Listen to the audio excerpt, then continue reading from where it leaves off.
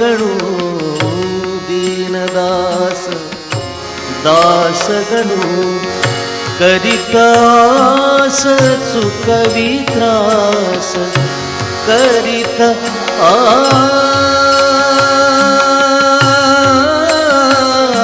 आस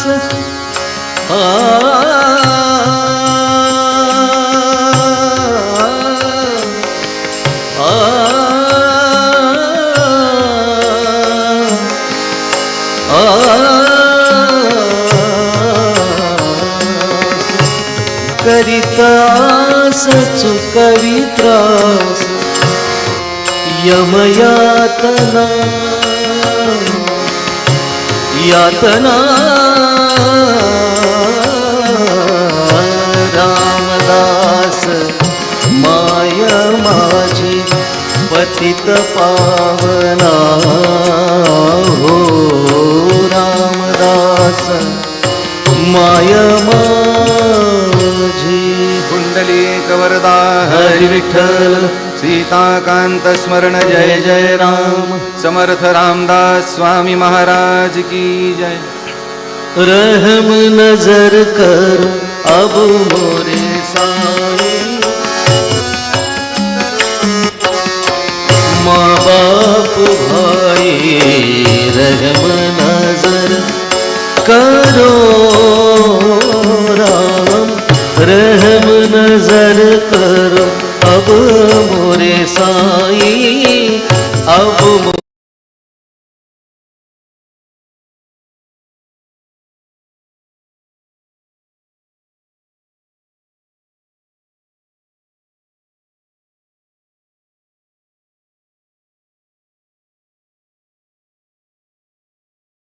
मोरे साईं तुम बिन नहीं मोहे तुम बिन मैं ना जानू मैं ना जानू मैं ना जानू मैं ना जानू मैं ना जानू मैं ना जानू अल्लाह इलाही रहम नजर करो ना।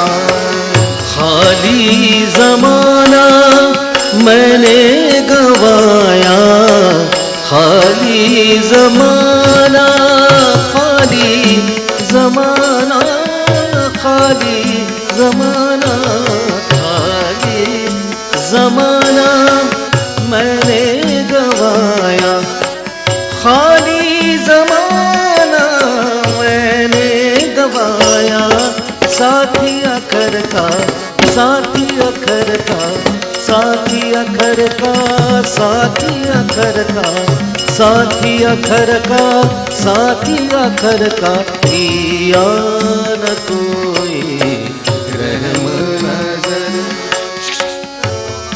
ओ राम अपने मस्जिद का झाड़ू गणू है अपने मस्जिद का अपने मस्जिद का अपने मस्जिद का अपने मस्जिद का झाड़ू गणू है अपने मस्जिद का झाड़ू गणू है मालिक हमारे मालिक हमारे मालिक हमारे मालिक हमारे मालिक हमारे मालिक हमारे तुम बाबा साईं रहम नजर करो ना। कुंडलिक वरदा हरि विठ्ठल पार्वती पते हर हर महादेव सद्गुरु साईनाथ महाराज की जय।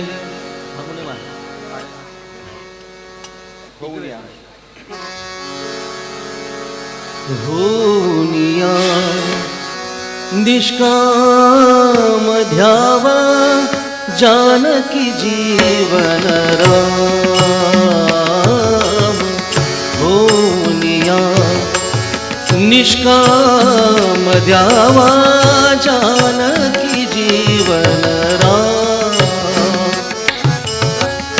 सार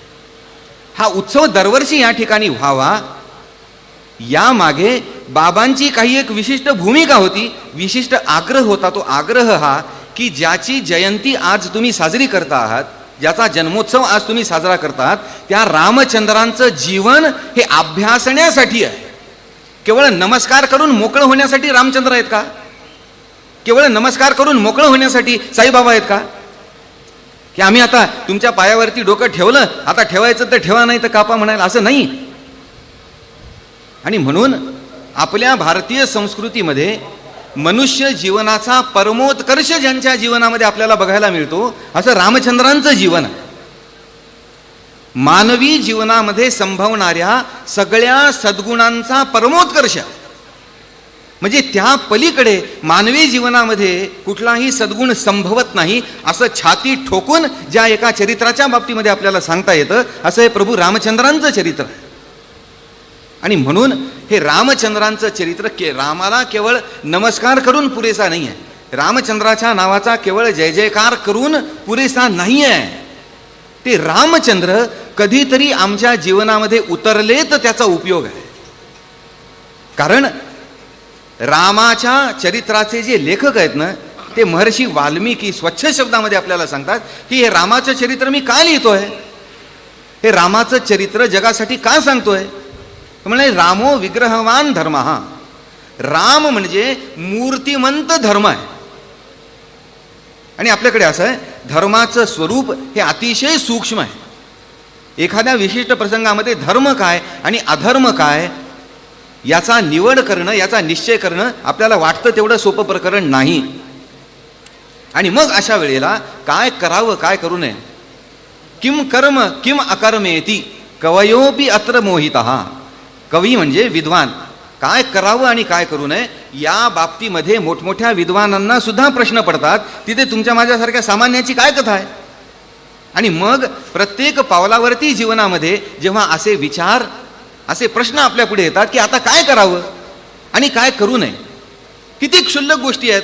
आता कल्पना करा, एक मनुष्य आहे, तो मनुष्य जीवन जगत असताना त्याला अनेक प्रकारच्या भूमिका पार पाडाव्या लागतात. आता मी एक पुरुष आहे, मी पुरुष असताना किती भूमिका मला पार पाडाव्या लागतात. एक मुलगा म्हणून माझी एक विशिष्ट भूमिका आहे, एक बाप म्हणून माझी एक विशिष्ट भूमिका आहे, एक पती म्हणून माझी एक विशिष्ट भूमिका आहे, एक शिष्य म्हणून माझी वेगळी भूमिका आहे, एक कर्तव्यदक्ष नागरिक राष्ट्राचा म्हणून माझी एक वेगळी भूमिका आहे.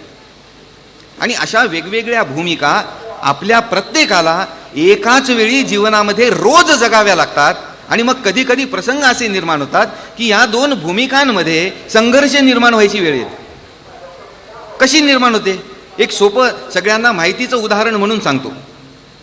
घरामध्ये सासवा सुनाचे भांडणं होत नाहीत असं घर माझ्या तरी पाहण्यात नाही.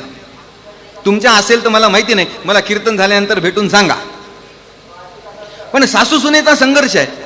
गोष्ट छोटी असेल, मोठी असेल, काही असेल, पण सासू सुनेचं जमत नाही, हे मात्र वास्तव आहे. आता अशा वेळी मग आई मुलगा म्हणून माझ्याकडे अपेक्षेने पाहणार आणि बायको नवरा म्हणून अपेक्षेने पाहणार. म्हणजे माझा झाला ना मृदंग, इकडूनही वाजवा म्हणले आणि तिकडूनही वाजवा. काय करायचं, प्रश्न आहे का नाही. अशा वेळेस काय करणार आपण, असे खूप प्रश्न आहेत. जेव्हा एकाच व्यक्तीच्या कर्तव्याच्या दृष्टीने दोन भूमिकांमध्ये संघर्ष निर्माण होतात, आपला हा गुंता सोडवायचा कसा. आपल्याला रामाचं चरित्र बघितल्याशिवाय आपले प्रश्न हे फार छोटे आहेत ही भावनाच होणार नाही मुळात. बघा, जिला बहिष्कर प्राण मानला ती सीता माता अग्नी परीक्षा देऊन मी पवित्र आहे हे सिद्ध करून आलेली आहे. आपल्याला ती कथा सगळ्यांना माहिती आहे. अग्नी परीक्षा द्यावी लागली सीतेला आणि तिचं पावित्र्य सिद्ध झालं. असं झाल्यानंतर सुद्धा जेव्हा प्रभू रामचंद्र अयोध्येमध्ये परत आले, राज्याभिषेक झाल्यानंतर काही काळ गेल्यानंतर पुन्हा जनतेमध्ये चर्चा सुरू झाली सीतेच्या पावित्र्याबद्दल. ते एक धोबी कोणीतरी पुटपुटला आणि मग रामाने सीतेचा त्याग केला, हे सगळं थोतांड आहे. असं वर्णन वाल्मिकी रामायणामध्ये कुठेही नाही. वर्णन असं आहे की घराघरामध्ये ही चर्चा व्हायला लागली. असं आहे, लोकांना चर्चा करायला विषयच लागतो. ज्यांना करायचं काहीच नसतं ना, त्यांना चर्चा उदंड करता येतात. आणि रामचंद्र हे इतके दक्ष राज्यकर्ते आहेत की प्रत्येक घरामध्ये काय वातावरण आहे आणि काय भावना आहे याचं ज्ञान रामचंद्रांना आहे. आता राम जर आजच्या काळातल्यासारखे निगरगट्ट राज्यकर्ते असले असते तर त्यांनी चकार शब्दांनी सुद्धा विचारलं नसतं. म्हणले यांना काय बोलायचं बोलू द्या ना, आपल्या अंगाला कुठं भोकं पडतात म्हणाले. निर्लज्जम सदा सुखी असा राजकारणी पैदा व्हायचा होता, म्हणून रामचंद्रांचा विचार वेगळा आहे. रामचंद्रांनी विचार केला की जनतेच्या मनामध्ये जर सीतेच्या पावित्र्याबद्दल ही भावना आहे, ही भूमिका आहे, तर मी विचार अवश्य केला पाहिजे. आणि मग काय झालं, राजा असलेले रामचंद्र आणि पती असलेले रामचंद्र या दोन भूमिकांमध्ये परस्पर विरोध निर्माण झाला. पती रामाला माहिती आहे की माझी बायको पवित्र आहे, अरे डोळ्यापुढे अग्निपरीक्षा घेतलेली आहे, पण राजा राम हा प्रजेच्या हितासाठी बांधला गेलेला आहे. कारण योग वाशिष्ठ नावाचा एक ग्रंथ आहे, वशिष्ठ ऋषींनी रामचंद्रांना केलेला उपदेश. याचं महत्व किती असावं. आपण भगवद्गीतेचं नाव ऐकतो, भगवद्गीतेमध्ये गोपाळकृष्ण वक्ता आहेत आणि अर्जुन श्रोता आहे. योग वाशिष्ठामध्ये प्रत्यक्ष भगवान श्रोता आहेत. त्याची महत्व किती असेल योग वाशिष्ठाचा विचार करा. योग वाशिष्ठामध्ये सर्वप्रथम वशिष्ठ ऋषींनी रामाला सांगितलं, रामा तू युवराज आहेस, पुढे भावी राजा आहेस. तेव्हा राजा कशाला म्हणायचं हे लक्षात घे. राजा प्रकृती रंजनात, प्रजेच्या पालन पोषणा रंजनामुळे राजा होता येतं. राजेपण हे पैदायशी मिळत नाही. प्रजा म्हणजे काही तुझ्या बापजाद्याची संपत्ती नाही आहे, राष्ट्र म्हणजे तुझ्या बापाची संपत्ती नाही आहे, हे तू लक्षात घे. आणि म्हणून हे तू लक्षात घे की राजा हा प्रजेचा उपभोग शून्य स्वामी आहे. काय शब्द आहेत बघा, राजा हा प्रजेचा उपभोग शून्य स्वामी आहे. म्हणजे आजच्या भाषेत म्हणायचं तर बिन अधिकारी फुल बिन पगारी फुल अधिकारी. उपभोग शून्य स्वामित्वाची कल्पना राजाच्या बाबतीमध्ये किती विलक्षण आहे आपण कल्पना करा. आजच्या राजकारण्यांच्या भ्रष्टाचाराचे आकडे ऐकले तर चक्कर यायची वेळ येते आपल्याला. हे का झालं, आम्ही रामायण मागे टाकलं म्हणून झालं. हे का झालं, आम्ही रामचंद्रांचं चरित्र विसरलो म्हणून झालं. हे का झालं, रामायणामध्ये राजा प्रकृती रंजनात आणि राजा हा प्रजेचा उपभोग शून्य स्वामी आहे हे आम्ही विसरलो म्हणून हे झालं. आणि म्हणून हे जर व्हायला नको असेल, आमचं जीवन, मग ते व्यक्ती जीवन असेल, कौटुंबिक जीवन असेल, सामाजिक जीवन असेल किंवा राष्ट्र जीवन असेल, ते जर सुरळीत अतिशय वैभवशाली पद्धतीने व्हावं असं वाटत असेल तर हे आमच्या समोरचे उच्च आदर्श आम्ही क्षणभर सुद्धा विसरता कामा नये. एवढे पराकोटीचे उच्चतम आदर्श आमच्याकडे असताना आम्ही त्याची उपेक्षा केली म्हणून आमची ही झालेली परिस्थिती आहे. आणि म्हणून साईनाथ महाराजांची इच्छा अशी आहे की या ठिकाणी उत्सव का सुरू करायचा, की किमान वर्षातून एकदा तरी हे रामचंद्रांचं चरित्र ऐकावं, गावं, वाचावं, त्यातनं आपल्याला आचरणामध्ये किती आणता यावं यासाठी प्रयत्नशील असावं, जेणेकरून किमान अंश रूपाने तरी राम आमच्यामध्ये शिल्लक राहील. एखाद्या वस्तूमध्ये काही अर्थ नसतो ना, तर आपण काय म्हणतो, अरे या गोष्टीमध्ये काही राम नाही, काही राम नाही. याचा अर्थ राम हाच जीवनाचा सर्वस्वी अर्थ आहे. आणि म्हणून असा अर्थ आमच्या जीवनामध्ये शिल्लक राहावा म्हणून साईनाथ महाराजांनी हा राम नवमीचा उत्सव शिर्डीमध्ये सुरू केला. बाबा म्हणायचे, अरे लुंग्या सुंग्याचे वाढदिवस तुम्ही साजरे करता, हा दुनियेचा बादशाह आहे, हा दुनियेचा मार्गदर्शक आहे, उच्चतम जीवन मूल्यांचा आदर्श आहे. या रामचंद्रांचा उत्सव या ठिकाणी झाला पाहिजे. आणि म्हणून श्री साईबाबांनी या ठिकाणी हा रामजन्माचा उत्सव साजरा सुरू केला. आणि आपणही मोठ्या निष्ठेने, मोठ्या श्रद्धेने, मोठ्या भक्तिभावाने हा बाबांनी सुरू केलेला उत्सव खूप चांगल्या प्रमाणात जपला आहे. फक्त आपल्याला लक्षात एवढं ठेवायचं आहे की केवळ नावाचा जय जयकार करून किंवा पायावरती डोकं ठेवून उद्धार होणार नाही आहे, तर या ठिकाणी आल्यानंतर ते चरित्र मुळातून अभ्यासायची प्रेरणा या ठिकाणाहून घेऊन जायची आहे. तो राम त्याच्या आदर्शांसकट आमच्या जीवनामध्ये जितका घेता येईल तितका आम्हाला घ्यायचा आहे. ही भूमिका दृढ करून या ठिकाणाहून आपल्याला जायचं आहे. एवढी भूमिका मला वाटतं पूर्वरंगासाठी पुरेशी आहे. हे सगळं होण्यासाठी रामचंद्रांचा असा अवतार होण्यासाठी बघा, रामचंद्र ज्या कुळामध्ये जन्माला आलेत तर रघुवंश म्हणून ओळखला जातो. आणि कवी कालिदासांनी रघुवंशाचं वर्णन केलंय, तेव्हा आपण ते वर्णन ऐका की रघुवंशामधले केवळ रामचंद्रच नव्हे तर मागच्या अनेक 25-30 पिढ्यांपासून कशा पद्धतीने सचोटीने हे राजे राहतात. एका श्लोकामध्ये या सगळ्या रघुकुलातल्या राजांच्या जीवनाचं वर्णन कवी कालिदासांनी केलं. शैशवे अभ्यस्त विद्यानां यौवने वैषयिषिणां वार्धक्ये मुनिवृत्तीनां योगेनान्ते तनुत्यजां. शैशवामध्ये ते कसे आहेत? निरंतर अभ्यस्त आहेत, कायम अभ्यास करणारे आहेत. शैशवे अभ्यस्त विद्यानां यौवने वैषयिषिणां वार्धक्ये मुनिवृत्तीनां योगेनान्ते तनुत्यजां. सडत पडला आहे, कुजत पडला आहे, आता मरणाची वाट पाहतो आहे, अशा पद्धतीचा कोणीही राजा रघुवंशामध्ये झालेला नाही. आपल्या अधिकाराच्या बळावरती योगाद्वारा या सगळ्यांनी आपापले प्राण त्यागलेले आहेत. एवढं सामर्थ्य असलेलं हे कुल आहे. आणि अशा कुलामध्ये रामचंद्रांसारखे सुपुत्र जन्माला येतात. अभ्यास करण्यासारखं खूप आहे, आपण वाचू तेवढं थोडं आहे. एक आयुष्य कमी पडेल एवढं सगळं आपल्याकडे उपलब्ध आहे. फक्त आमची उपेक्षा बुद्धी मात्र फार वाईट आहे. ती घासल्या जावी, ती बाजूला पडावी म्हणून हे अशा प्रकारचे उत्सव महोत्सव.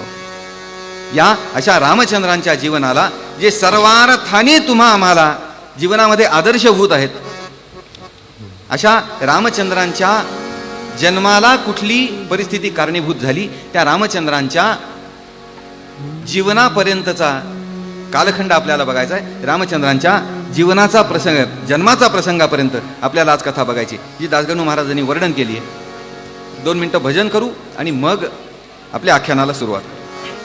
रहम नजर करना हे रे साईं, रहम नजर करना, बच्चों का पालन करना रे, बच्चों का पालन करना.